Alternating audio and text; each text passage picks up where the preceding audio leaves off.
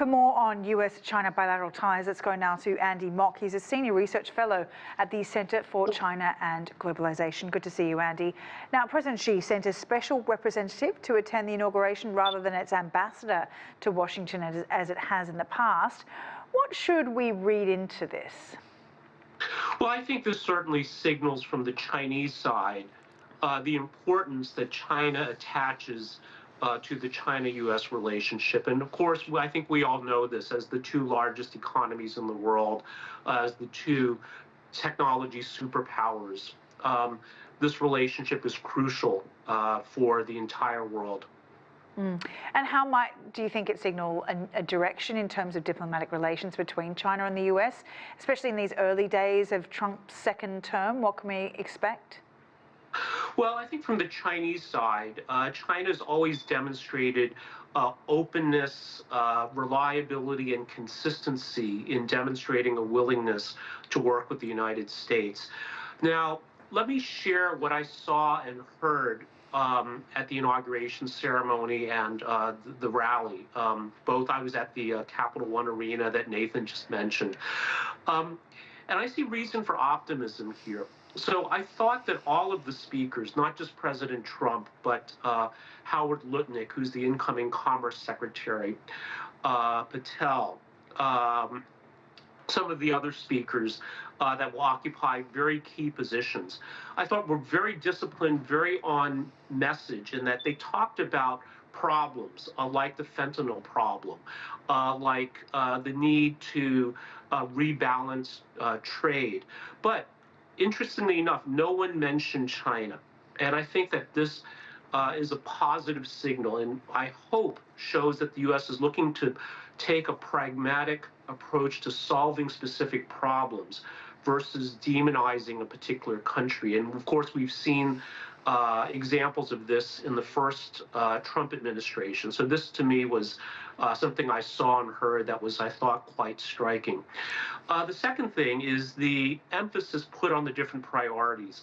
So illegal immigration, I thought, was seen as a very, very important priority that was mentioned multiple times. And again, I'm blanking on the person's first name, but Mr. Patel made a very good point that he said that illegal immigrants do not respect the country enough to come in by legal measures. And of course, President Trump has spoken many times about the importance of this, designating drug cartels as terrorist organizations, creating a Department of External Revenue, not internal revenue, to focus on tariffs, but not singling out China, I think show that the priorities are largely domestic, and that perhaps bodes well, again, for the opportunity, at least, or the space for a better relationship with China going forward. And Trump has hailed, these conversations that he had over the phone recently as a success. He wanted to review the relationship over the next few months before deciding whether or not tariffs is something he wants to move forward with. What are some of the areas that we might see immediate progress in China-US relations, and how will it benefit both nations?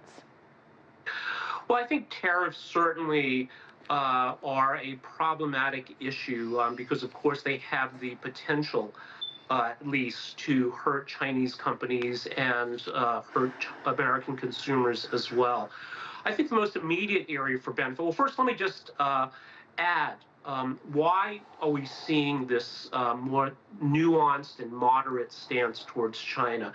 And I think the main reason is that the China of today was not the China when Trump was first in office. And I think Trump, his key cabinet officers, key members of Congress, all recognize this, that China is much more advanced. It occupies a larger share of global GDP. Its integration into the global economy and with the American economy as well is much deeper and broader, and I think requires a more pragmatic approach. So given that, I think some of the short-term advantages certainly are a willingness to engage on equal terms. And this is something that, of course, China has stressed, that all relationships among states must be based on mutual respect, respect for sovereignty. And one thing that struck me too, Sally, was that imitation is the sincerest form of flattery. And Trump's special envoy to the Middle East also gave a speech, and I thought it was notable that the first thing he said in finding a durable solution for the conflict in the Middle East is respect for sovereignty and mutual respect among the parties involved. And of course, this is something that I think has been a cornerstone of China's interactions with countries around the world. So I think for these reasons, I do feel more optimistic in a second Trump administration than in the first one. All right, Andy Mock, thank you very much.